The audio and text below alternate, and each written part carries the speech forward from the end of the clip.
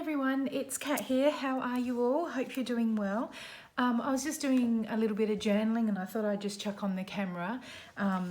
Frequently it comes up, what do you do with junk journals? So this is my personal junk journal, and I've certainly come a long way in the way I use my journals.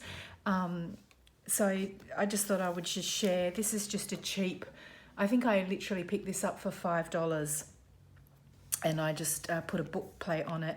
I took the inside out and then I filled it up with my specialty papers, and voila, I've got myself a quite easy, cheap little junk journal that I made. And next time I will make a wider spine. I'm still getting used to how many signatures that you can put in and then allowing space for filling, but you can see that as I'm adding my embellishments and my photos and my bits and pieces, it's now getting to the point where it's just sitting like that. So today I just make sure I'm in frame there. Today I just decided, with all of this talk about this angel policy, and I don't want to get too much into it, but I've amassed a bit of a collection of stamps, and I must admit I haven't really used them, but I did start getting back into them. And when I heard about this angel policy, I'm like, oh, okay. But fortunately, a lot of my stamps are Kaisercraft or Tim Holtz, and I've got some Stampin' Up. I've certainly got some ones that I've picked up in crafty stashes and op shops, etc., and I'll just have to kind of do a little bit of research on that. But I haven't really sold any of my journals. I've sold like 2 journals, and to be honest, I don't think I stamped in those. I think I used public domain black and white images as my digital stamping. So maybe that's why some of these well-known YouTubers do that. Maybe they've been well aware of the angel policy. But anyway, I digress. That was just my little bit. I'm actually not too concerned about the policy, just my last little bit on that. As I said, I think a lot of the more well-known brands, they allow you to use it, and they talk about handcrafted, just as long as you don't digitally stamp it and include it in like an online collage and sell it as a digi-kit. That's my understanding and my take on it. I'm certainly not a lawyer or a specialist in the area, but honestly, how many junk journals can one person make in a year? I think I've made about 12 or 13. Look, at a stretch, I've made 15 journals in 1 year, and surprisingly, I've only sold 2. The others have been gifts and for my own, just to make for me. It takes me about 2 weeks to a month to make a journal. I work full-time, well, semi-full-time. So even if you worked full-time and you made 150 journals in a year, some of these angel policies allow you to stamp up to 350 images in 1 year. If you can hand make 350 journals in a year, then they must be smaller and less embellished. But anyway, I think you get what I'm saying. I think the average person is just doing it as a hobby and an interest, and if they want to get into it a little bit more, just check your policy on those particular stamps and stick with the stamps that allow you to do that. I don't really know what the big deal is. A lot of the policies are quite generous. Anyway, enough. I'll probably edit that out of the video. We'll see. So here's my little spread that I did today. So as I said, I made this book and I filled it up with my specialty papers. So craft, graph paper, tea stained music paper, little half sheets of paper, and then some vellum here. And that's my 3rd signature. So pretty soon I will be looking at making another journal, which is exciting. So I've come to the middle, and this is some eco-dyed paper that I experimented with. I'm really happy with how that turned out, and I'm going to do some more as the weather warms up. I'm definitely going to be getting into more of that. And here's some stamping that I did. Now I used, this is a Stamping Up stamp, so I did that in the corner there.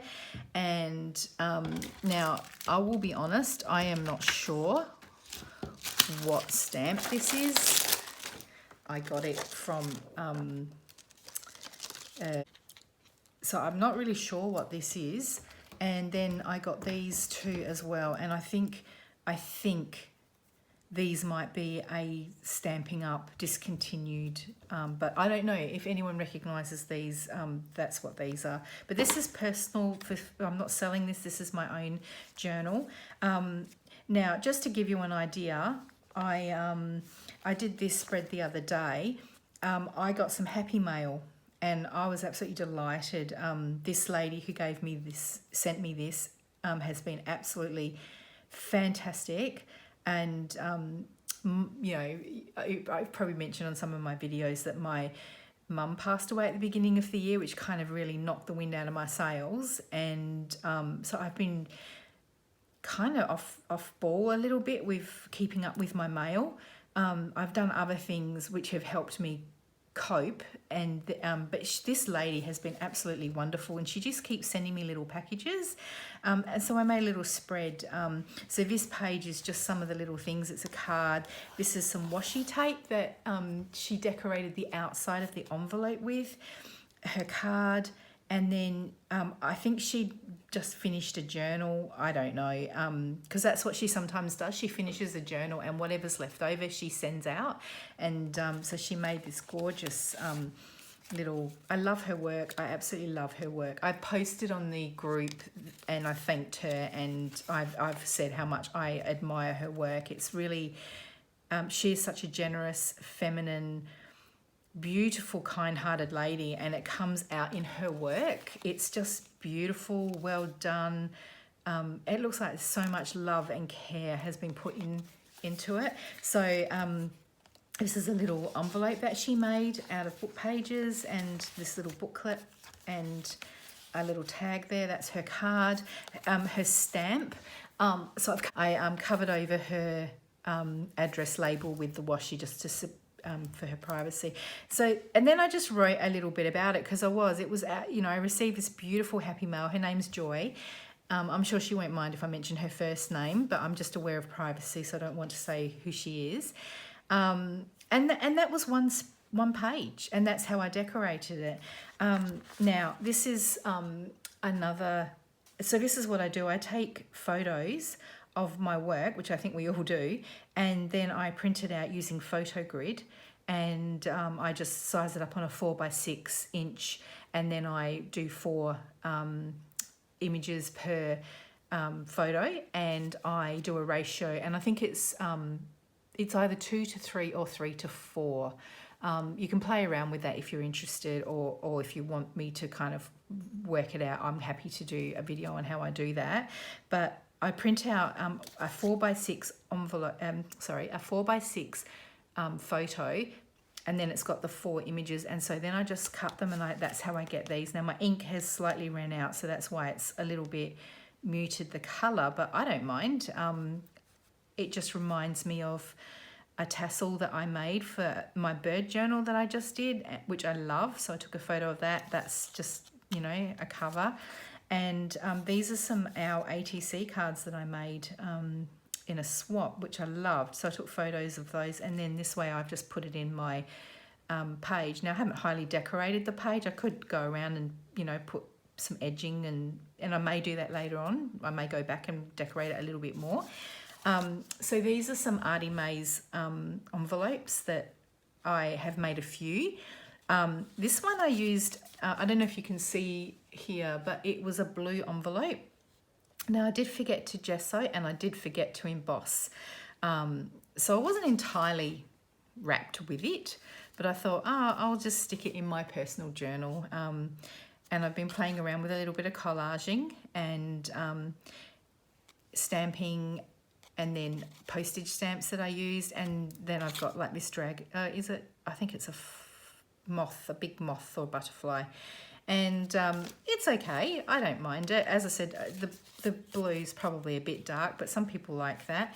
And inside now, obviously, because Mum passed away, we've been going through a lot of her stuff, and we brought over a trunk from South Australia to Perth, where I'm living, and my brother actually found this letter that I wrote, the worst day of my life.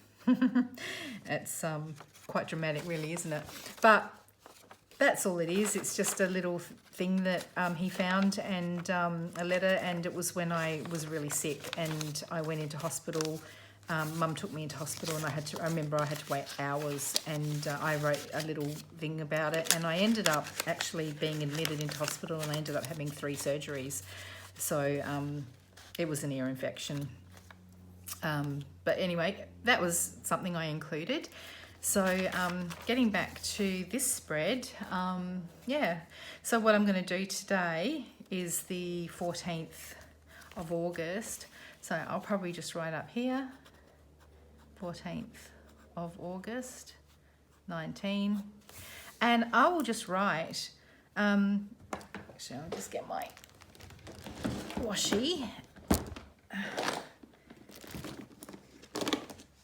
And I think it looks a little bit like it needs something around there.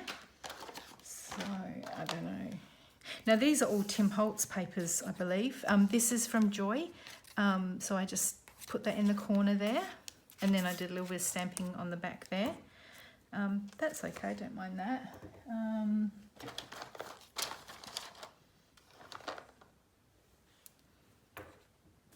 I think I actually quite okay with that. I don't know, it might blend in. Let's have a look. So I'll just probably end up editing this little bit out.